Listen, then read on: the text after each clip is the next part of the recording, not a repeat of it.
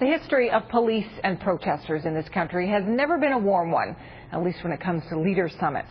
More than a few accusations of excessive force have been leveled. Officers say they are simply protecting themselves, civilians, and property. But with an admission from Quebec Police that undercover officers infiltrated protests at Montebello this week, police are facing new accusations they have overstepped the thin blue line. Here's Peter Harris. When the Montebello protest turned ugly earlier this week, a clash between the police and protesters was expected. But what wasn't expected was this. These 3 guys are cops, everybody!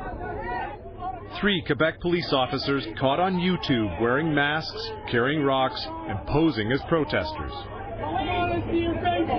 Denying it all at first, the Sûreté du Québec now admit that the masked men are their own, but deny that they were there to incite violence or intimidate protesters. At the time over there, he was still hoping that his cover was good and he would be able to come back. He never had intention of using that rock. Not so, says the union leader seen shouting in the video. Dave Cole says they were there to entrap protesters and has filed complaints with the Sûreté and the RCMP. These guys were aggressive, kept moving on us. They were carrying the boulders. They didn't drop them. If they were trying to be peaceful, why wouldn't they drop the rock? One of the hints that these 3 were police officers and not protesters was the mark on the bottom of the fake protesters' boots. It's the same label as the boots of the officers who hauled them away as though they were arrested. This is not routine by any means.